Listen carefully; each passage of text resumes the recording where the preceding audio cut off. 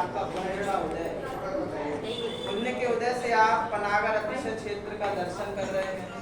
दूसरी बात कुंडलपुर भी जा रहे हैं जहाँ मुनि गाँव का संघ विराजमान सिद्ध क्षेत्र है। पुण्य का उदय तो है ही।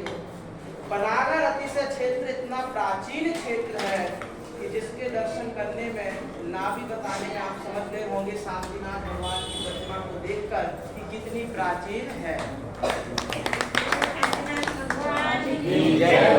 शांतिनाथ भगवान बहुत वर्षों पहले यहाँ के भट्टारक जी को स्वप्न देकर एक खेत में विराजमान थे जमीन के नीचे। उन्होंने स्वप्न दिया कि वहां पहुंचो और भगवान को विधि विधान से निकालकर उनको चासन पर विराजमान करो। पहुंचे, खुदाई कराई। खुदाई करने में शांतिनाथ भगवान की प्रतिमा 8 गड्ढे के अंदर प्राप्त हुई और गड्ढे में जब प्राप्त हुई तो ऊपर तक लाने के लिए जो भी मार्गदर्शन देवताओं का था उस मार्गदर्शन से भगवान शांतिनाथ एक कच्चे धागे से बंध के ऊपर तक आए।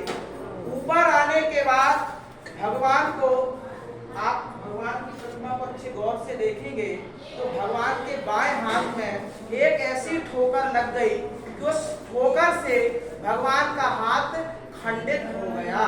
और हाथ जब खंडित हो गया तो इस हाथ को जोड़ने के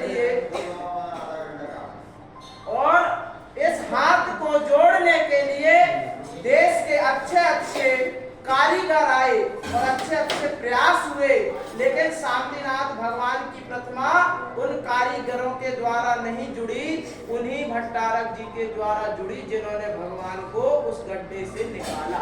किस चीज से जुड़ी? गुड़ और चूने से जुड़ी।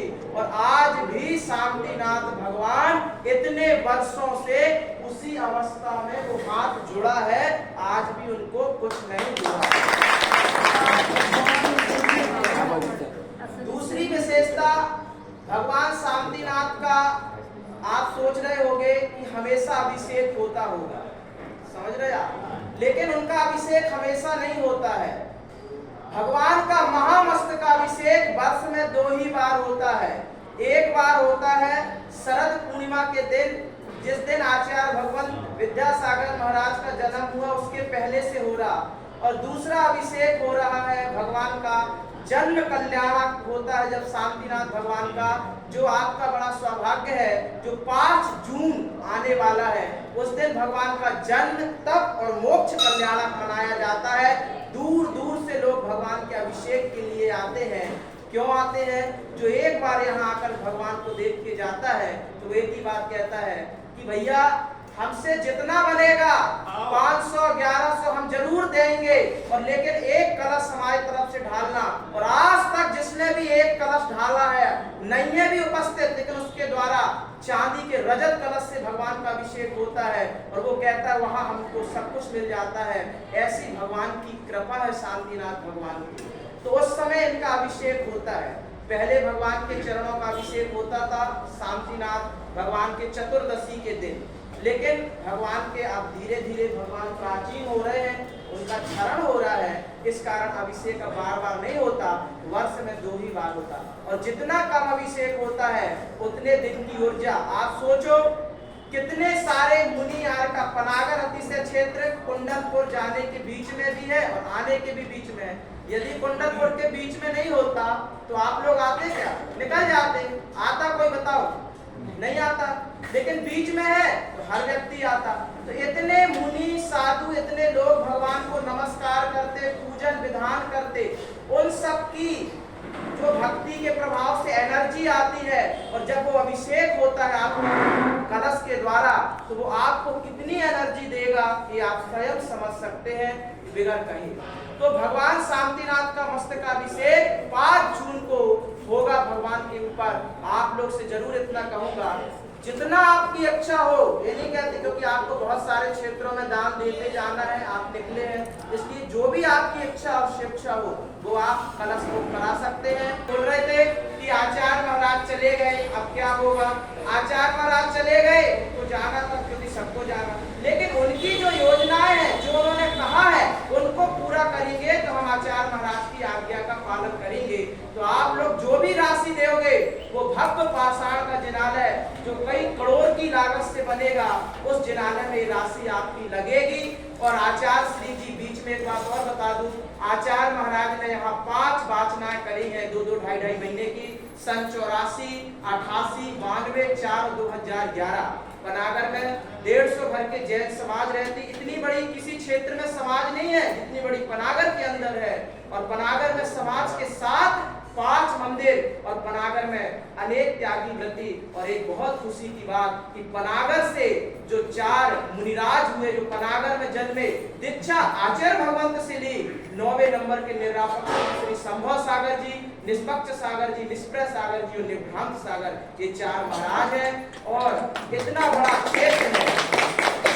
तो अब आपको आगे जाना है, अभी से बहुत सारे, लेकिन आपके पास समय नहीं है। शांति प्रभु मेरे मन मंदिर में आओ, अधवर्ग विनाशन हेत प्रभु पर शांति देव छवि दर्शाओ।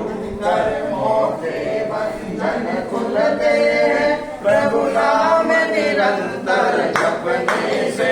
भवभोग शरीर विनाश कर क्षण मंगुर लगते सपने से। नर जन्म सफल हो जाता है जब ध्यान हृदय में आता है। आत्म स्वरूप में लीन हुआ भव सागर से तर जाता है। यदि आपको अपनी भाषा में पढ़ना हो अर्घ भगवान शांतिनाथ का, तो आप पढ़ें, क्योंकि अपनी भाषा में पढ़ने से आपको अच्छा लगता है। शांति ग्रह शांतिनाथ नमः। सर्वदेव शांति कुरु कुरु स्वाहा। मम निपद प्राप्त अर्घ्यम निर्वाह। दीपक जला ले, दीपक आपके लिए बनाए गए सब लोग गाड़ी धोने के लिए बोले बार-बार। पावन चरणों में, आपके पावन चरणों में ओम ह्रीम अज्ञानहर दीप प्रज्वलम करोमि। बोलो शांतिनाथ भगवान की जय। कोटलपुर के बड़े बाबा की जय। आचार्य गुरुवर विद्यासागर जी महाराज की जय। परम पूज्य आराध्य गुरुवर सुधा सागर जी महाराज की जय। चलो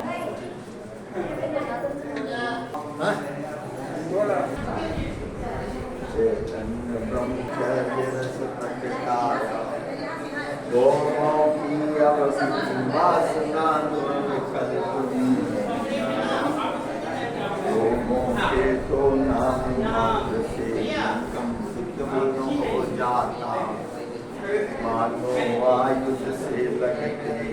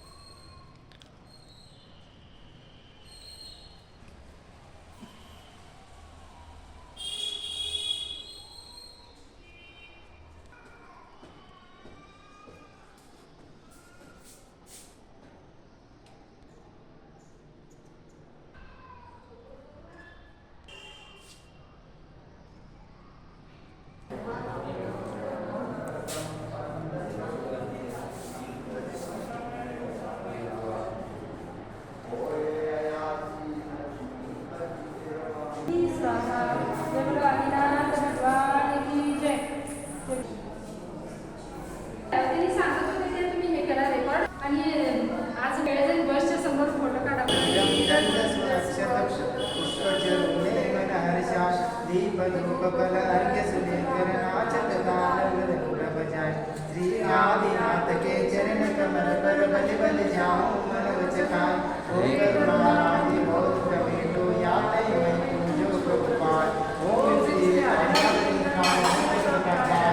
पार्वती स्वाहा।